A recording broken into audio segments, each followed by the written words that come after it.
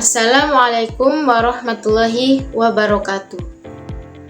Halo everyone, perkenalkan nama saya Mamlatu Rizkia.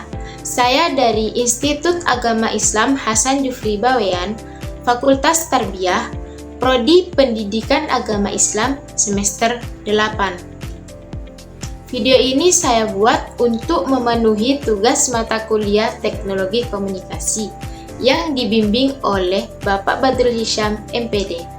Stay tune ya.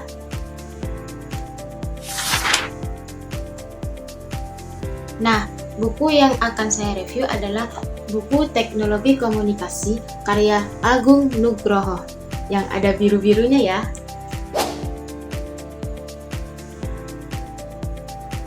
Di dalam buku ini ada 4 bab yang akan saya bahas secara singkat di video ini. Pada bab pertama, menjelaskan tentang konsep dasar teknologi komunikasi. Nah, pada bab ini menjelaskan mengenai pengertian teknologi komunikasi. Apa sih teknologi komunikasi itu? Teknologi komunikasi adalah berbagai alat, sistem, dan metode yang digunakan manusia untuk menyampaikan, menerima, mengolah, serta menyebarkan informasi. Kehadiran teknologi komunikasi ini bertujuan agar mempermudah manusia dalam berkomunikasi, sehingga pesan yang didapat diterima lebih cepat, lebih luas, dan lebih efektif. Perkembangan teknologi komunikasi dimulai dari alat-alat sederhana seperti surat dan media cetak, kemudian berkembang menjadi radio, televisi, telepon, hingga internet dan media digital yang digunakan pada saat ini. Perkembangan tersebut menunjukkan bahwa kebutuhan manusia terhadap informasi terus meningkat dari waktu ke waktu. Teknologi komunikasi memiliki peran penting dalam berbagai bidang kehidupan seperti pendidikan, ekonomi, sosial, budaya, dan pemerintahan. Oleh karena itu, pemahaman mengenai teknologi komunikasi menjadi penting agar masyarakat dapat memanfaatkannya secara bijak dan bertanggung jawab. Bab selanjutnya yaitu bab 2, yang menjelaskan tentang perkembangan teknologi komunikasi dan masyarakat informasi. Di bagian ini ada 4 poin yang dibahas. Poin yang pertama yaitu 3 pendekatan memahami teknologi komunikasi. Dalam memahami perkembangan teknologi komunikasi, terdapat 3 pendekatan. Yang pertama yaitu distopian. Apa sih distopian itu? Yaitu pandangan yang cenderung kritis terhadap teknologi karena dianggap dapat mengurangi nilai-nilai kemanusiaan, interaksi sosial, dan ruang publik. Kedua yaitu neo-futuris, yaitu pandangan yang sangat optimis terhadap teknologi dan menganggap kemajuan teknologi akan membawa masa depan yang lebih baik. Yang ketiga yaitu teknorealis, yaitu pandangan yang berada di tengah. Teknologi diakui memiliki manfaat besar, tetapi penggunaannya tetap harus memperhatikan nilai-nilai kemanusiaan. Poin yang selanjutnya yaitu revolusi komunikasi dan perubahan historik. Perkembangan teknologi komunikasi telah mengubah bentuk masyarakat dari masyarakat prabicara menjadi masyarakat yang tribal, masyarakat agraris, masyarakat industri, hingga masyarakat informasi. Pada masyarakat modern, informasi menjadi sumber daya yang sangat penting dan berpengaruh terhadap perkembangan ekonomi, politik, dan kehidupan sosial. Poin yang ketiga yaitu masyarakat informasi. Masyarakat informasi adalah masyarakat yang sebagian besar aktivitasnya berkaitan dengan produksi, pengolahan, dan penyebaran informasi. Dalam masyarakat informasi, informasi menjadi sumber kekuatan utama. Pekerja tidak lagi didominasi oleh sektor pertanian atau industri, tetapi oleh sektor informasi dan teknologi. Poin terakhir yaitu potret masyarakat informasi di Jepang.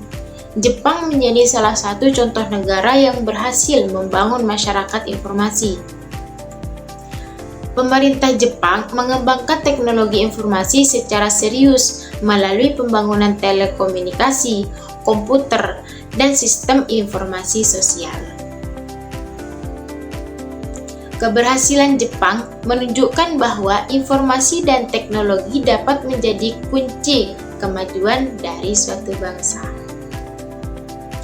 Pada bab selanjutnya menjelaskan tentang dampak sosial teknologi komunikasi.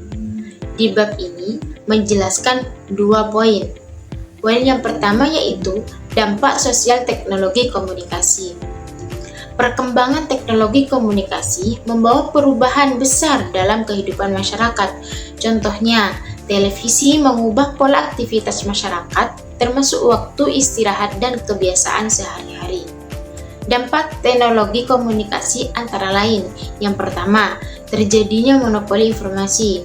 Kemudian, kesenjangan informasi, kurangnya konten edukatif, polusi informasi atau information overload, pelanggaran privasi, dan permasalahan hak cipta. Poin yang kedua yaitu tipologi dampak. Menurut Rogers, dampak teknologi komunikasi dibagi menjadi 6. Yang pertama yaitu desirable impact, yaitu dampak positif yang diharapkan. Kemudian undesirable impact, yaitu dampak negatif yang tidak diharapkan. Yang ketiga, direct impact, yaitu dampak yang muncul secara langsung. Yang keempat, indirect impact, dampak yang muncul setelah dampak langsung terjadi. Yang kelima, anticipated impact, yaitu dampak yang dapat diperkirakan sebelumnya. Dan yang terakhir yaitu unanticipated impact, yaitu dampak yang tidak dapat diperkirakan sebelumnya. Kemudian bab 4. Di bab 4 ini menjelaskan tentang telematika Indonesia, internet dan pendidikan. Telematika Indonesia. Telematika merupakan gabungan antara teknologi telekomunikasi, teknologi informasi, dan multimedia. Telematika berperan penting dalam meningkatkan produktivitas, efisiensi kerja, pertumbuhan ekonomi, dan kualitas hidup masyarakat. Kebijakan telematika di Indonesia. Indonesia mengembangkan telematika melalui program Nusantara 21 dan pembentukan Tim Koordinasi Telematika Indonesia. Kebijakan ini bertujuan untuk memperluas akses informasi, meningkatkan kualitas sumber daya manusia, dan memperkuat daya saing bangsa di era digital. Teknologi internet. Internet merupakan jaringan global yang kemungkinan pertukaran informasinya tanpa batas ruang dan waktu. Layanan internet meliputi email, forum diskusi, transfer file, dan World Wide Web. Internet memberikan banyak manfaat, tetapi juga memberikan risiko seperti virus, peretasan, dan penyalahgunaan data. Aplikasi internet dalam dunia pendidikan. Internet dimanfaatkan dalam pendidikan jarak jauh atau distance learning.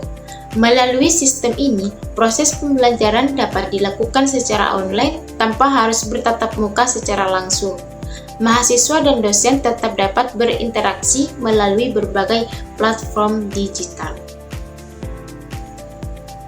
Jadi, secara keseluruhan dapat disimpulkan bahwa teknologi komunikasi merupakan sarana yang digunakan manusia untuk menyampaikan, menerima, mengolah, dan menyebarkan informasi secara lebih cepat dan efektif.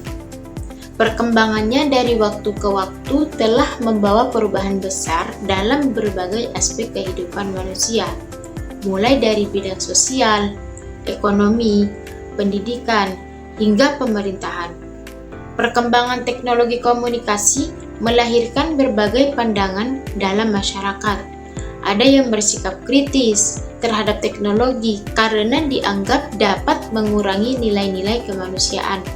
Ada yang sangat optimis karena melihat teknologi sebagai jalan menuju kemajuan, dan ada pula yang berusaha menyeimbangkan manfaat teknologi dengan nilai-nilai kemanusiaan. Seiring perkembangan tersebut, dunia memasuki era masyarakat informasi, yaitu masyarakat yang menjadikan informasi sebagai sumber daya utama dalam kehidupan dan pembangunan. Kemajuan teknologi komunikasi juga menimbulkan berbagai dampak sosial. Di satu sisi, teknologi mampu meningkatkan efisiensi, memperluas akses informasi, dan mempermudah komunikasi. Namun, di sisi lain, muncul berbagai permasalahan seperti kesenjangan informasi, polusi informasi, pelanggaran privasi, monopoli informasi, serta penyalahgunaan teknologi. Oleh karena itu, penggunaan teknologi harus dilakukan secara bijak agar manfaatnya lebih besar daripada dampak negatifnya. Perkembangan teknologi komunikasi kemudian melahirkan telematika, yaitu perpaduan antara teknologi telekomunikasi, teknologi informasi, dan multimedia. Telematika menjadi fondasi penting dalam pembangunan masyarakat modern karena mampu mendukung pertumbuhan ekonomi, meningkatkan kualitas hidup, dan memperluas akses terhadap informasi. Salah satu hasil perkembangan telematika adalah internet yang memungkinkan pertukaran informasi secara global tanpa dibatasi ruang dan waktu. Komentar dari saya, materi dalam buku ini masih sesuai dengan perkembangan teknologi saat ini.